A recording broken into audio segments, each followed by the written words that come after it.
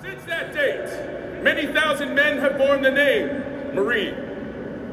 In memory of them, it is fitting that we who are Marines should commemorate the birthday of our Corps by calling to mind the glories of its long and illustrious history.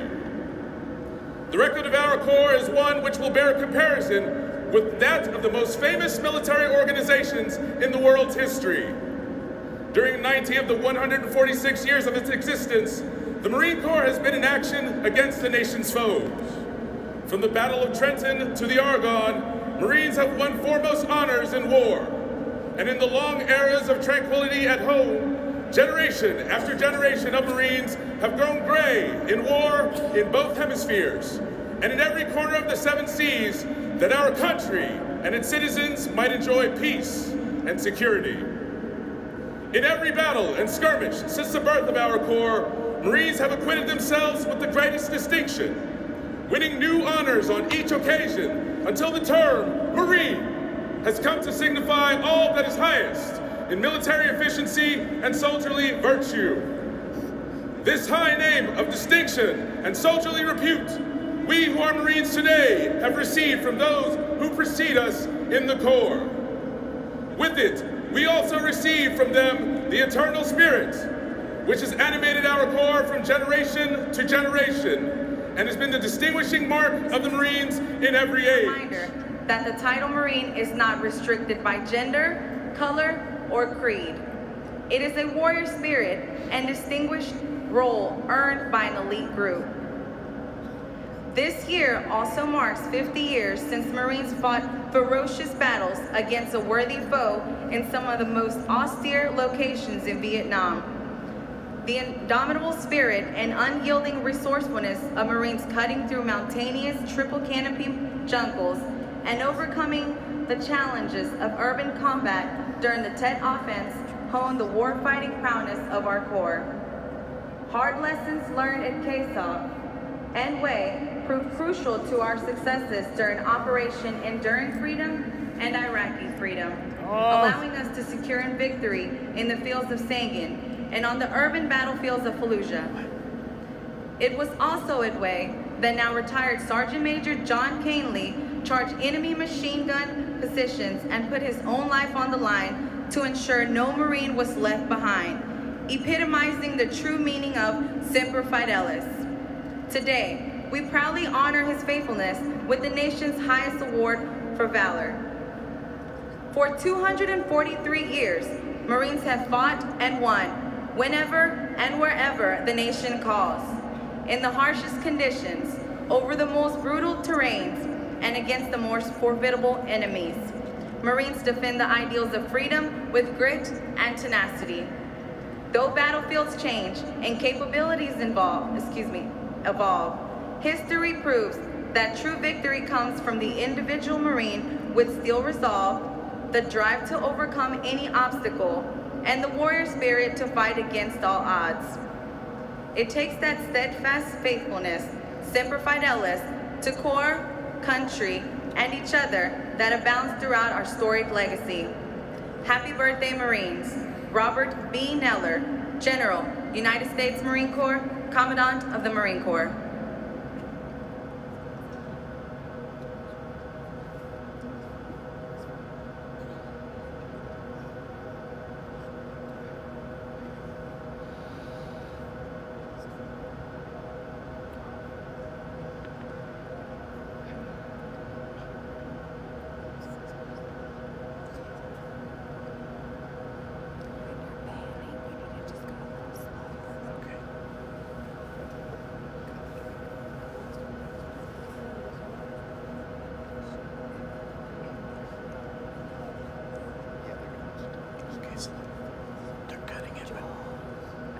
Ladies and gentlemen, it is customary at a Marine Corps birthday celebration worldwide for Marines to cut a traditional cake in celebration of the birth of our illustrious Corps.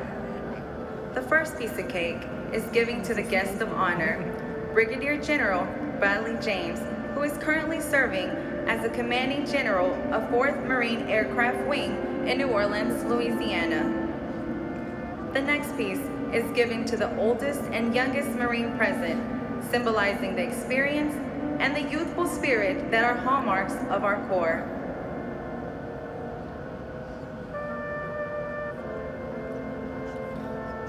The oldest Marine present is Major General William Gossel. He was born on January 26, 1932 in Libertyville, Illinois. He commissioned in the Marine Corps in July 1955 and was last assigned as the Deputy Commanding General, Camp Pendleton, California. The passing of cake from the oldest to the youngest Marine symbolizes the passing of history and traditions to the next generation. The youngest Marine present is Lance Corporal An Duong. He was born on July 5th, 2000 in Ho Chi Minh City, Vietnam. He enlisted in the Marine Corps on July 27, 2017 and is currently assigned as a combat engineer with Detachment Bravo, Marine Wing Support Squadron 473 in Fort Worth, Texas. Oh! Good start.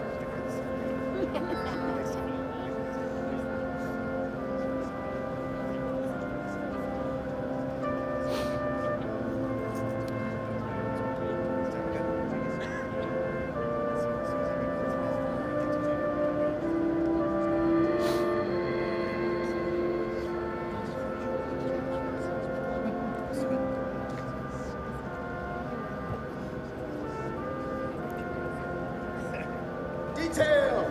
Attitude! Hoop!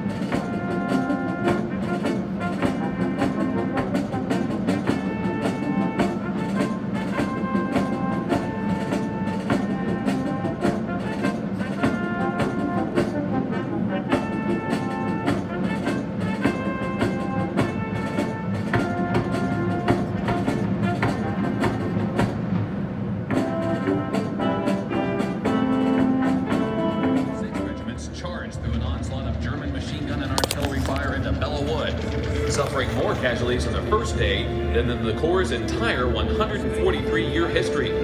At one point, the two-time Medal of Honor recipient, Gunnery Sergeant Dan Daly, raised his rifle over his head and urged his men, "Come on, you sons of bitches.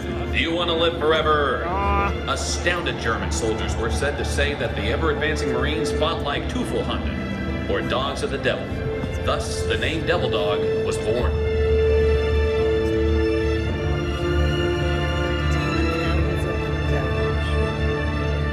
Unlike the Army, whose medical personnel are supplied from its own ranks, the Navy supplies the corpsmen to the Marines fighting on the ground. It's a relationship that was galvanized by fierce fighting since the Corps' landing on Guantanamo Bay during the Spanish-American War in 1898. In World War II, the Navy corpsmen hit the beach with leathernecks in every battle of the Pacific. A common description of the corpsmen during the Vietnam War was a long-haired, bearded sailor who would go through the very gates of hell to tend to a wounded Marine. No matter how deadly the situation, a Marine can always count on Doc when the call sounds, "Corpsman up."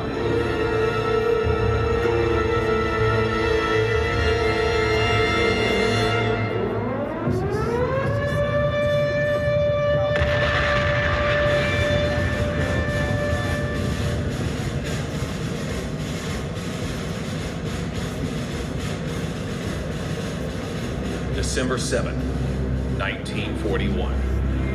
A date which will live in infamy. On this date and for the next 4 years, the Marines of World War II would add to our legacy hellish campaigns in such places as Guadalcanal, Tarawa, Bougainville, Eniwetok, Saipan, Tinian, Peleliu, and Okinawa.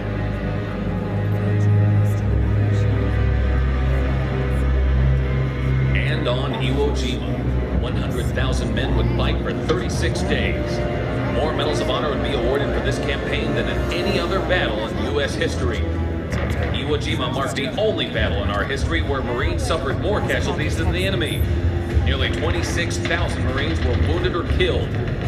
Admiral Chester Nimitz proclaimed, "Among the Americans who fought on Iwo, uncommon valor was a common virtue." On just the fourth day of the operation, 5 Marines and a Navy corpsman raised a flag on Mount Suribachi that told the Japanese their end was near. These common American boys raised a flag and gave the Corps a new symbol of valor and gave America a new symbol of the Corps.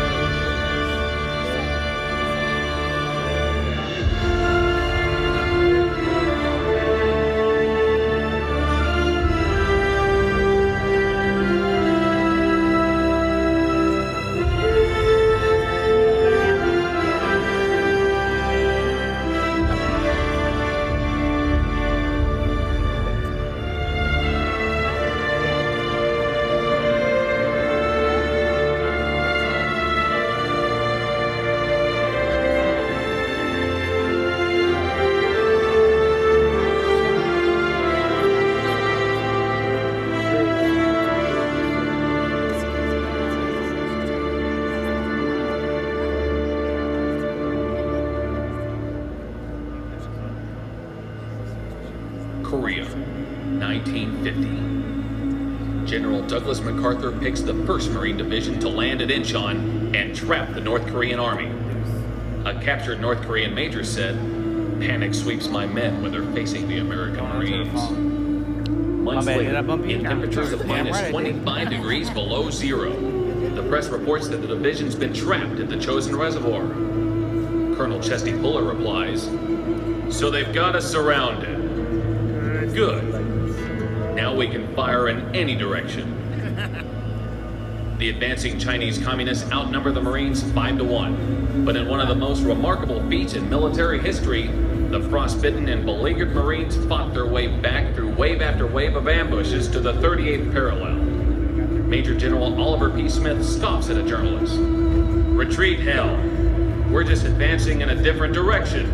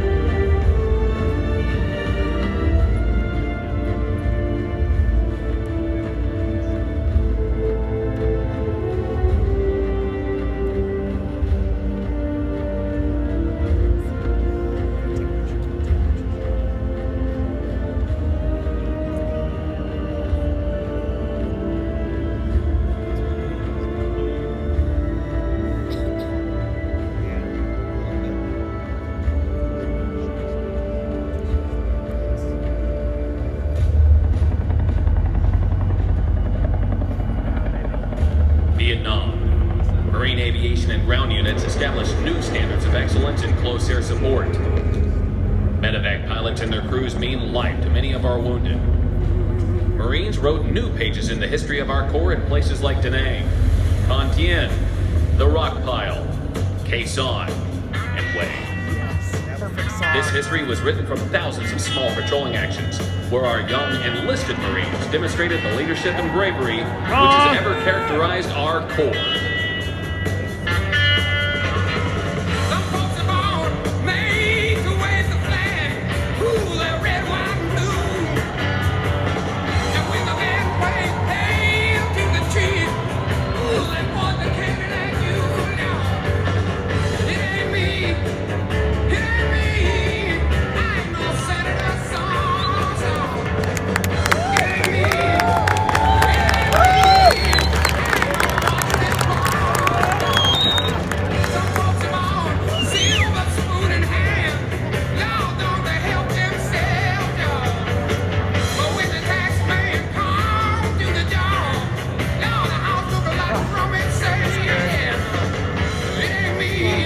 The reputation of honor, courage, and commitment that we Marines enjoy today was directly handed to us and laid upon our shoulders by the tremendous sacrifices of these Marines in Vietnam.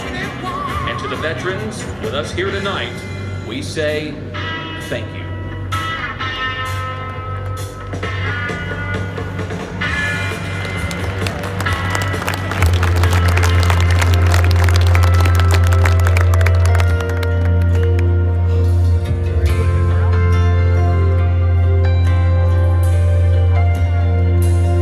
Desert Shield, Desert Storm. General Schwarzkopf picks the Marines to breach the minefields and clear Kuwait of the Iraqi army.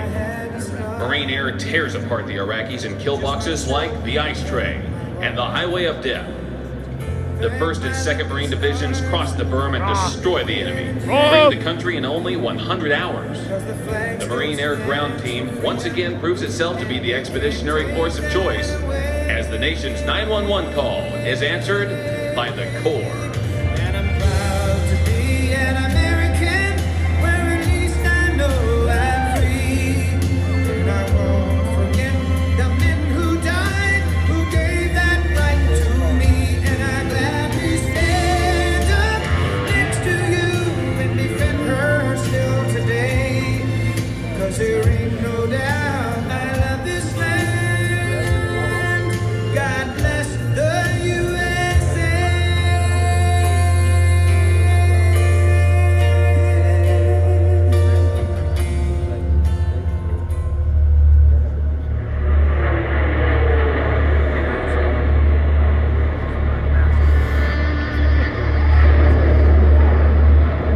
We have something that has happened here at the World Trade Center.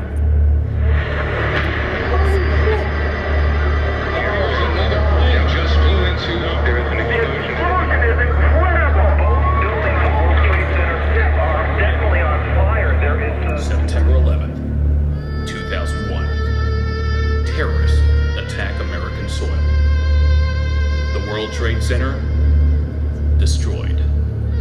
The Pentagon severely damaged.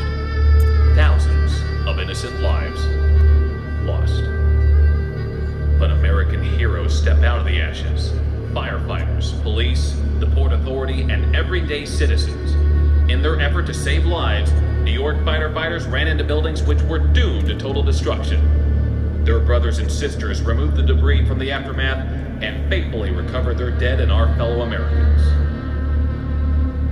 George Orwell once said, "People sleep peacefully in their beds at night only because rough men stand ready to do violence on their behalf." Something had to be done. The Marines took it from there.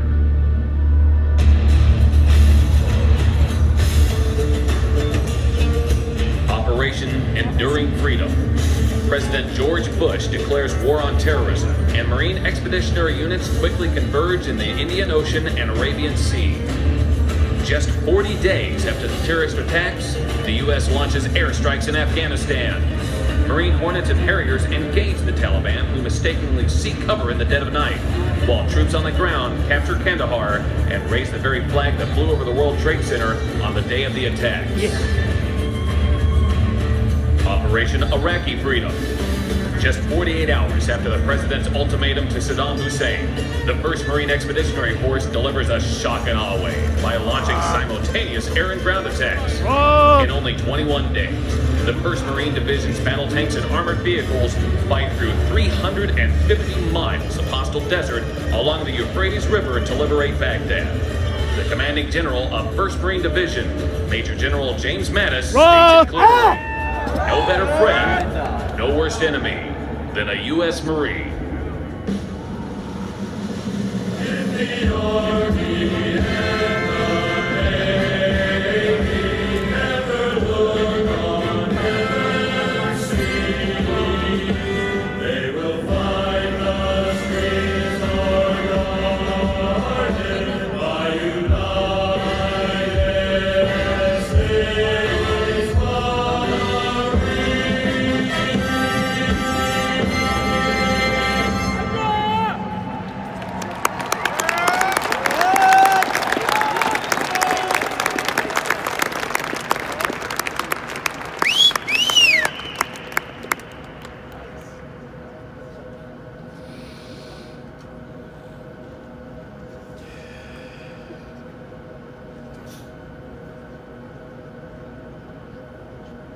That's rad.